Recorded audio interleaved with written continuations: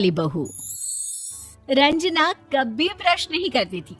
उसे कितनी बार उसके माँ बाप ने डांटा, लेकिन उसका कोई असर उस पर होता ही नहीं था, जिस कारण से उसके दांत पीले पीले हो जाते हैं। शादी के बाद। अरे बहू, वैसे तो तुझ में कोई कमी नहीं है, पर तेरे दांत इतने पीले कैसे हैं बेटा? कैसे मतलब? कोई सर्जरी थोड़ी ना कराई है। वो तो क्या नाम, मैं ब्रश नहीं करती थी तो पीले हो गए। अब क्या करूं? आप कहें तो लाल करवा लूं या फिर काले? यार ये क्या है, क्यों माँ से लड़ रही हो? लड़ रही हूँ? अरे मैं लड़ रही हूँ या ये बोल रही है कि दांत पीले हैं, पीले। अरे तपस्या थोड़ी ना की है इन्हें पीले करने के लिए। बकायदा ब्रश नहीं किया है 20 साल तक, तब जाकर। छी, कैसी बात कर रही हो? ये उस वक्त तो पीले नहीं थे जब हम लोग तुम्हें देखने आए थे।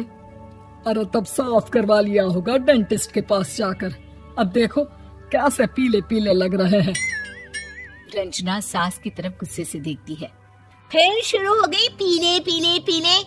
अरे पीले तो तब भी थे जब मेरे हाथ का रसगुल्ला उड़ा उड़ा कर खा रही थी और बोल रही थी, लड़की नहीं गुणों का खजाना दे रहे भाई साहब आप। खैर, अब वो लोग करते भी तो क्या करते, पीले दांत वाली बहू पल्ले पड़ी थी तो झेलना तो था ही। एक दिन कीर्तन में रंजना गाना गा रही थी।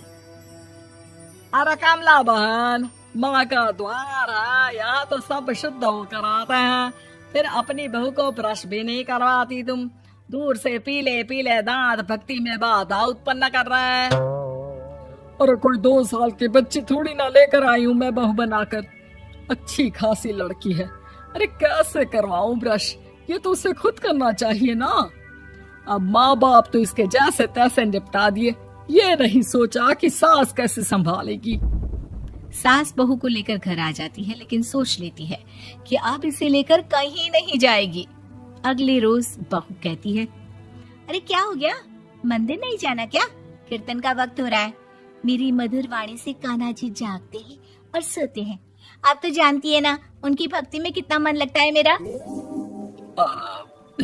वो क्या है ना, तबीयत ठीक नहीं लग रही है मेरी, आराम करूंगी मैं। तबीयत ठीक नहीं लग रही? अभी तो मिथुन के गाने पर नाच रही थी आप, और अब बोल रही है कि तबीयत ठीक नहीं लग रही। अरे भक्ति में मन लगा लो सासू माँ, ऊपर जाना है, क्या मुंह दिखाओगी आप? हाँ? सास को बहू की बात पर गुस्सा आ जाता है। मैं क्या मुंह दिखाऊंगी, इसकी चिंता तो ना कर, समझी? अपने मुंह की चिंता कर, जो ये पीले पीले दांत लेकर हर जगह पहुंच जाती है। पता है लोग कितना मजाक बनाते हैं। ना जी ना, मैं नहीं जाना कहीं तेरे साथ। तो ये बात है। कोई ना, मत जाओ, मैं अपने कमरे में ही बैठकर भक्ति कर लूंगी। ऊपर वाला दांत थोड़ी ना देखता है, मन देखता है, भावना देखता है। और अरे बस बस, तू सब कुछ दिखा, बस ये सफेद चमकदार दांत ना दिखाना किसी को, है? जा यहाँ से। बहू को सास की बात का कोई फर्क नहीं पड़ता, वो तो जैसी थी वैसी ही रह जाती है। सुबह नहाकर किचन में खाना बनाना, फिर खाना खाना, कीर्तन भजन करना और सो जाना। एक दिन, माँ जी मैं सहेली के घर जा रही हूँ, शाम को लेट आऊंगी। हाँ हाँ तो जाना, मैंने कौन सा तेरी आरती करनी है घर पर बैठकर। रंजना सहेली के घर जाती है, जहाँ वो पार्टी में जाने की तैयारी कर रही होती है। अरे शिखा, कहाँ जाने की तैयारी कर रही है? मैं गलत वक्त पर आ गई क्या? अरे नहीं यार, उल्टा सही वक्त पर आई है। मैंने ये साड़ी और ज्वेलरी निकाली है यार, शाम को इनके ऑफिस की एक पार्टी में जाना है। बताना कैसा लग रहा है ये सब? नहीं यार, इस ड्रेस के साथ तो वो वाली ज्वेलरी अच्छी लगेगी। हाँ हाँ सही बोल रही है, मैंने ध्यान ही नहीं दिया। वैसे तो हमेशा से मस्त फैशन सेंस रखती है। तो बड़ा जाती होगी ना पति के साथ पार्टी में। रंजना कुछ नहीं बोलती, बस सोचती है कि यार काश ये बात सही हो जाती, पर मैं क्यों नहीं जाती पार्टी में? क्या इन लोगों की कोई पार्टी होती नहीं होगी?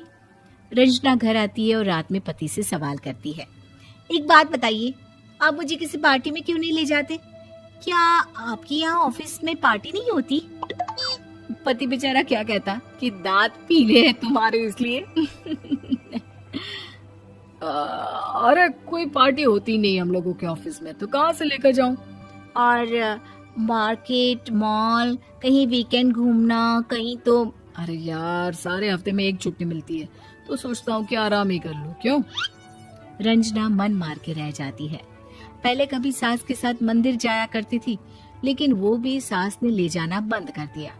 घर बैठी बैठी रंजना बोर हो जाती है। तभी उसे आइडिया आता है और वो मायके जाने का सोचती है। सासू माँ, 2 दिनों के लिए मम्मी के घर जा रही हूँ। अच्छा ठीक है, आराम से जा।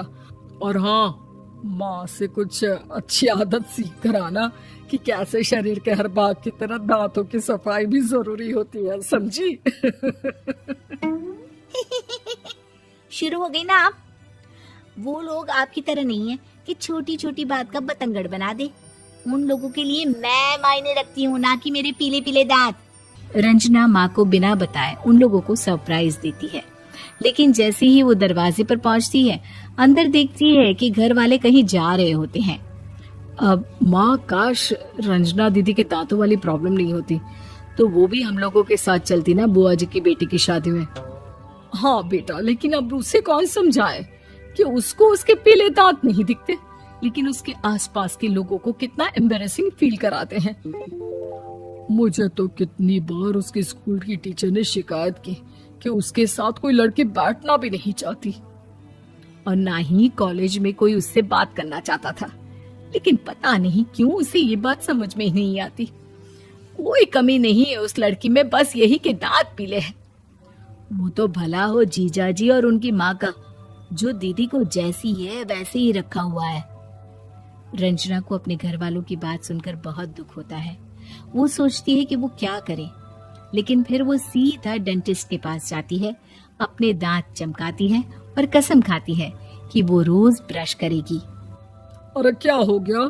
तुम तो 2 दिनों के लिए गई थी ना, पर कोई ना, अच्छा है, चलो आ गई तो। रंजना सास के सामने आकर खड़ी हो जाती है और पूरी स्माइल करती है, उसके चमकदार दांतों को दिखाती हुई। हैं? चले मंदिर? माँ, मुझे माफ कर दीजिए, मैंने आप लोगों को बहुत एम्बैरेसिंग फील करवाया। मैं आज से रोज ब्रश करूंगी।